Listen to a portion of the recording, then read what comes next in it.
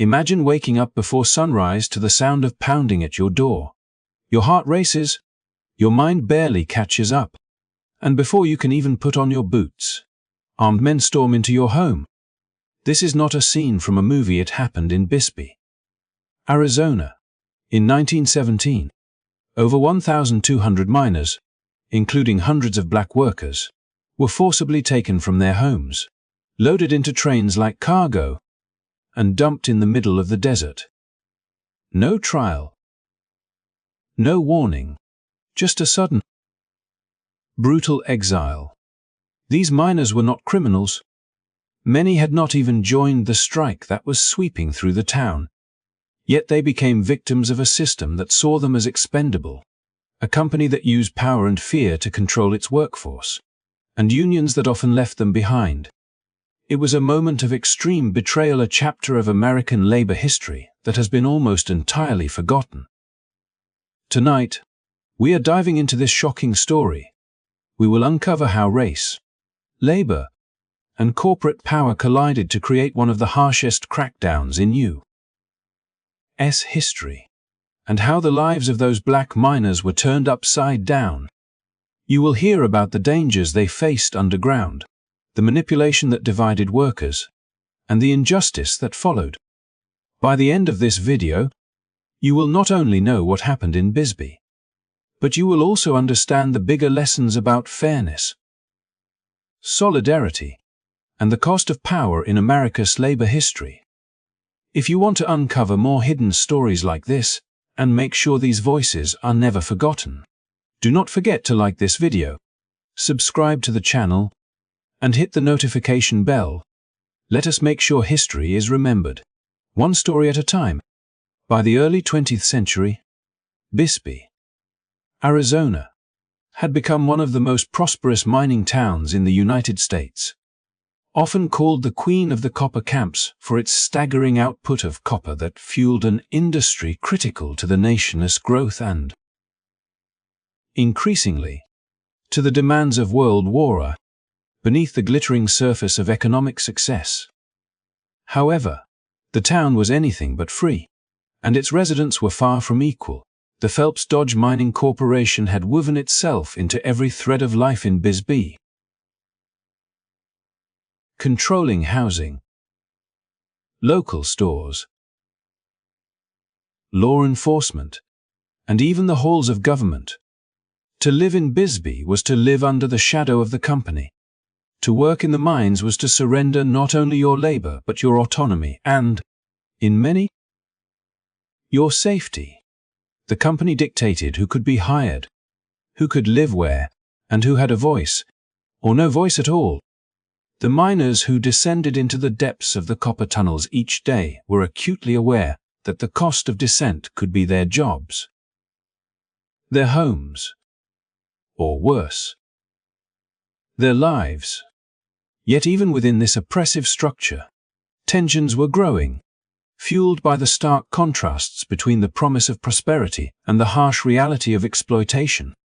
As labor unrest began to ripple across the region, Phelps Dodge did not rely solely on the formal mechanisms of authority to maintain control. They deployed a more insidious and direct strategy. By mobilizing deputized civilians, private guards, and vigilante groups, the corporation created a force that blurred the lines between law enforcement and armed intimidation. These men patrolled the streets with rifles in hand, prepared to enforce the company's will without hesitation or oversight. The presence of these forces was a constant reminder that the company's power extended beyond contracts and paychecks into every corner of daily life, and that resistance carried real, immediate consequences.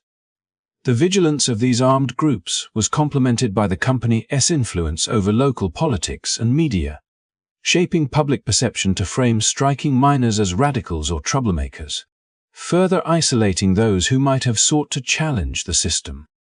In this way, Phelps Dodge turned the town itself into a mechanism of control, where fear and authority combined to suppress labor organizing before it could gain momentum, and where the threat of violence hung over every decision a miner made. whether to join a strike or even to speak out about unsafe working conditions. For the miners, the stakes could not have been higher. Inside the mines, they faced suffocating dust, extreme heat, and the constant risk of explosions or tunnel collapses, all for wages that barely covered the cost of survival. Outside the mines, they navigated a social hierarchy enforced not only through pay and position, but through the calculated manipulation of racial divisions. Black and Mexican miners were given the most dangerous tasks and denied the protections afforded to white workers, a gap that Phelps Dodge exploited to prevent solidarity and maintain a fractured workforce.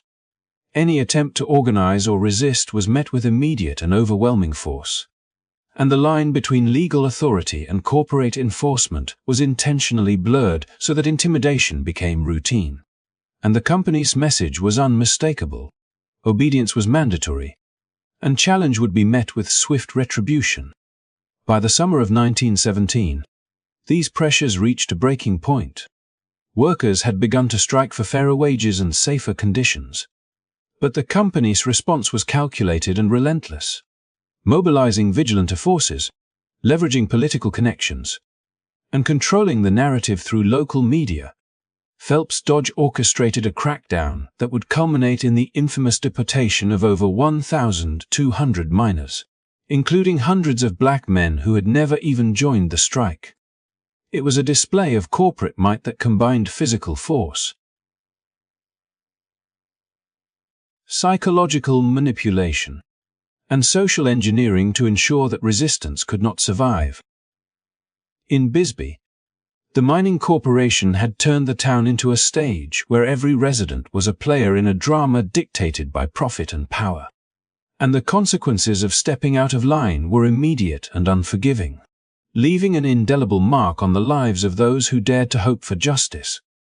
For the black miners of Bisbee, life in the copper tunnels was not only a struggle against the physical dangers of their work, but also a daily battle against a system designed to keep them at the very bottom of the social and economic hierarchy.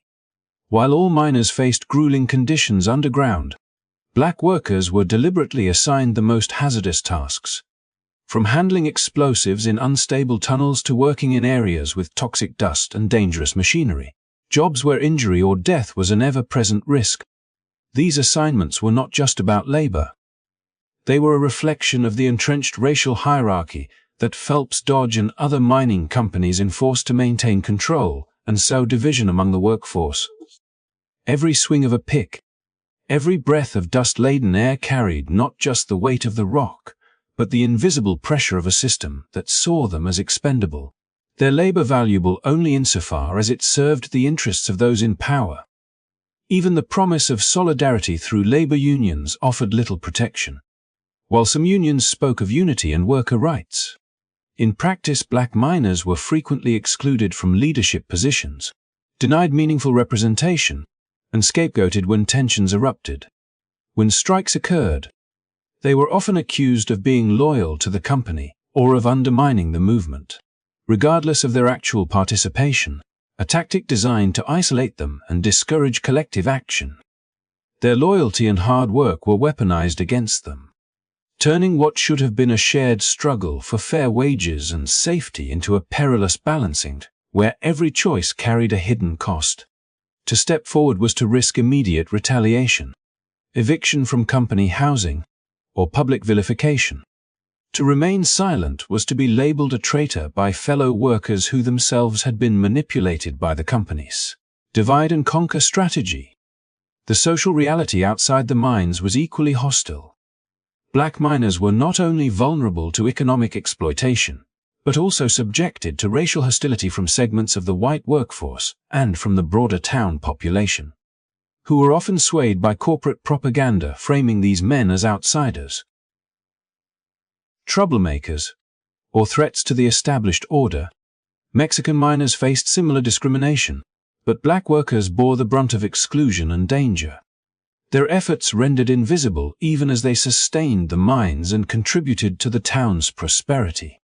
Their families lived under constant uncertainty, knowing that a single misstep, whether real or perceived, could result in sudden eviction, arrest, or worse. The community that might have provided support was fractured, divided by company tactics and local prejudice, leaving black miners with few allies and limited recourse. By the time the strike of 1917 erupted, these miners found themselves trapped in a web of systemic oppression. They were targeted not for actions they had taken, but for the color of their skin, a distinction that determined the severity of their work assignments, the likelihood of injury, and the absence of legal or union protection. When the company, backed by deputized vigilantes and local authorities, descended on the town to crush the labor movement, black miners were among the first to be seized, bundled into trains, and exiled to the desert, an act of corporate and racial violence that would leave long-lasting scars. Their story illustrates not only the brutality of the mining industry at the time, but also the deliberate exploitation of racial hierarchies to weaken collective resistance, showing how the intersection of race and labor shaped who suffered most and who survived, and leaving a legacy that demanded recognition and reflection long after the trains had disappeared over the horizon. In Bisbee, Arizona, the struggle for survival beneath the Earth's surface mirrored a deeper, more insidious battle above it, one waged not with pickaxes or shovels but with fear, misinformation, and calculated division. The Phelps Dodge Corporation understood that the real power of the miners lay not in the drills or dynamite, but in their ability to stand together, united in pursuit of fair wages and safer working conditions. From the outset, the company recognized that solidarity among workers of different backgrounds would be a threat it could not afford. Black, white, and Mexican miners all labored in the same tunnels, facing similar dangers. Yet the company meticulously manipulated perceptions and relationships, sowing distrust and suspicion to fracture any potential alliances. Rumors were whispered, accusations spread, and loyalties questioned, all engineered to ensure that no group could truly see itself as part of a larger, shared struggle. White miners were subtly encouraged to view black and Mexican colleagues as competitors for jobs, housing, and the limited benefits offered by the company, while black and Mexican workers were warned that striking or resisting corporate authority would make them targets for dismissal or eviction. These divisions were not natural or inevitable, they were deliberately orchestrated. A social strategy as deliberate as the layouts of the mines themselves. Company spies infiltrated union meetings, stirring resentments and fanning flames of suspicion, while the local media, often under the influence of corporate interests, depicted strikes and organizing efforts as dangerous, un-American, and led by agitators seeking to disrupt the established order. Black miners were cast as loyal to management simply for refusing to join picket lines, while white strikers were led to see their black colleagues as betrayers of a shared cause, even when their intentions were innocent or aligned with the broader labor movement. The consequences of these tactics were immediate and profound. Workers who might have shared common grievances, unsafe working conditions, low pay, and relentless hours found themselves isolated by fear and prejudice, turning their attention away from the company and toward one another. Trust eroded. Alliances faltered, and what could have been a unified front became a fractured, vulnerable workforce. In this environment, Phelps Dodge held nearly all the cards: the authority to hire, fire, or evict at will, the ability to control information, and the means to deploy armed forces to enforce compliance. When the strike of 1917 erupted, the company's strategy had already set the stage, ensuring that black miners, Mexican workers, and white strikers were unable to fully unite, each group wary of being scapegoated, betrayed, or punished for another's actions. This deliberate manipulation of racial and ethnic divisions transformed the labor struggle into a complex web of fear and suspicion, where solidarity was not simply difficult, it was dangerous. Miners who should have been allies in the pursuit of safety and justice found themselves caught in an orchestrated struggle to survive both in the mines and in the social hierarchy above ground. When the company ultimately mobilized vigilantes and deputized forces to suppress the strike, black miners were among the first to be rounded up and deported. Their vulnerability amplified by the very divisions the company had spent years cultivating. What unfolded in Bisbee was not merely an economic or labor conflict. It was a masterclass in the use of social engineering as a tool of control, demonstrating how race and ethnicity could be weaponized to protect corporate power, prevent unity, and ensure that those who toiled most fiercely for the company remained the most expendable. In this way, the story of Bisbee becomes a stark illustration of the broader patterns in American labor history, where division was often more powerful than solidarity and manipulation more effective than negotiation, leaving lasting scars on communities and leaving lessons that echo far beyond the desert town's borders.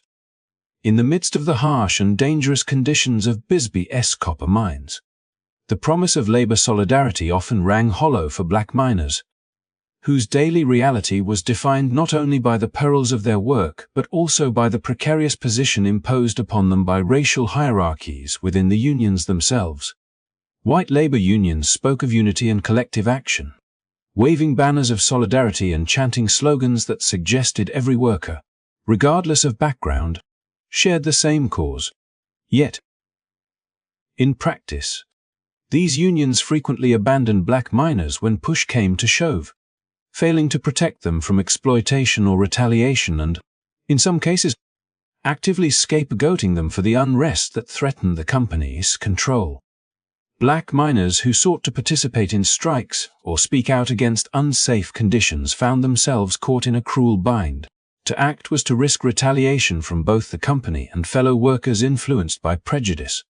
To remain silent was to be labeled a traitor to the labor movement, a convenient target for union leaders seeking to preserve favor with corporate powers. The reality of exclusion was pervasive. Black miners were systematically denied leadership positions within the unions, their voices muted in negotiations, and their grievances often ignored even when clearly justified. When disputes escalated into strikes, the union's protective rhetoric rarely translated into meaningful action for black workers, who were left exposed to the full force of company retaliation. It was a betrayal that cut deep because these men were integral to the mine's operation. Their labor sustained the very wealth and power that allowed the unions to exist. Yet they were treated as expendable pawns, useful only when convenient and disposable when inconvenient. Meanwhile, white miners, though also subjected to grueling work and dangerous conditions, were afforded slightly more security and a platform to influence union strategy, a disparity that exacerbated tensions and reinforced the social hierarchy within the workforce. This abandonment by the unions compounded the vulnerability created by corporate manipulation.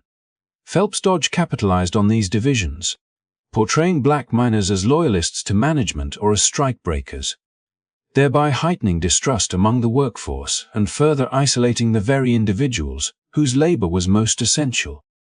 Black miners navigated a treacherous landscape where racial exclusion and corporate power intersected, forcing them to make impossible choices, with each decision carrying the potential for economic ruin, physical danger, or social ostracism.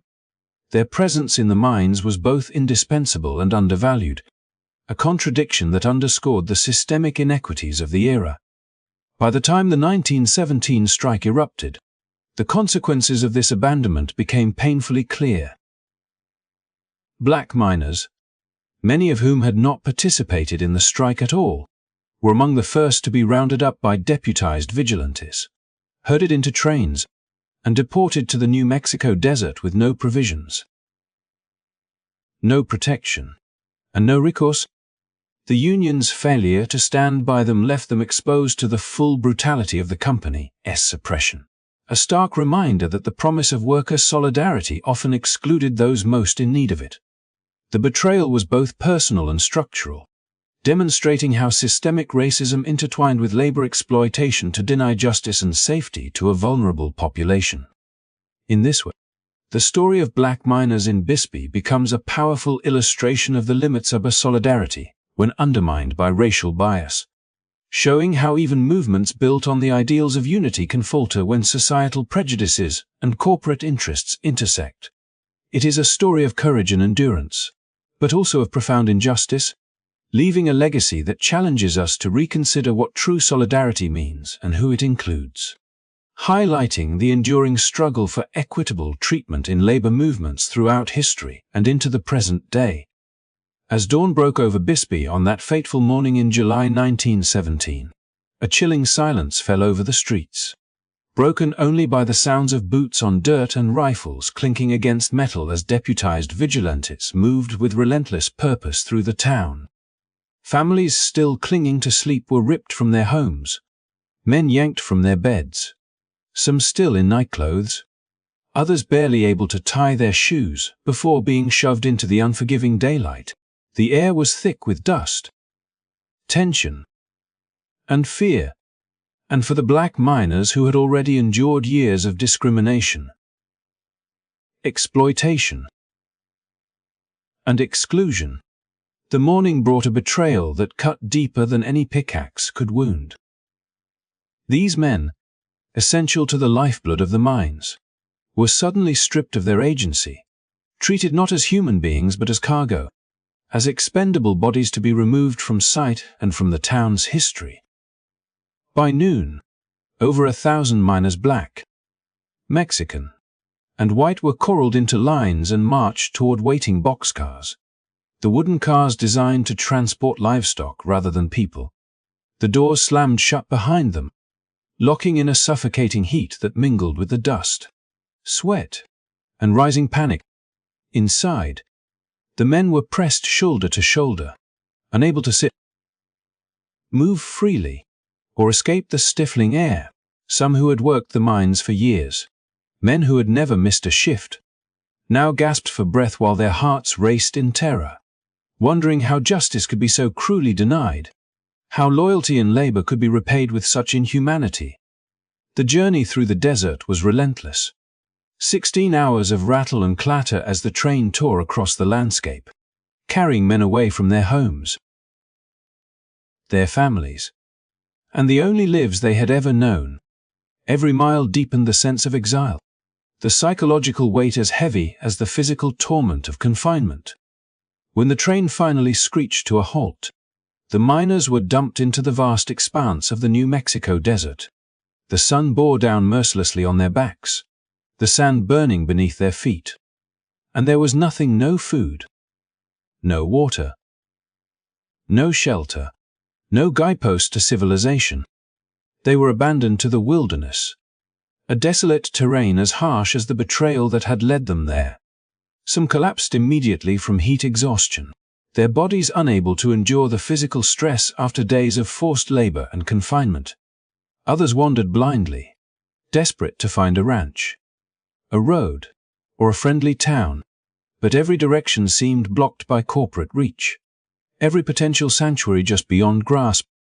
The desert became a crucible, testing not only their strength but their hope, as the very people who had benefited from their labor now celebrated their removal, hailing it as a triumph over radicals and troublemakers while erasing the humanity of those they had exiled.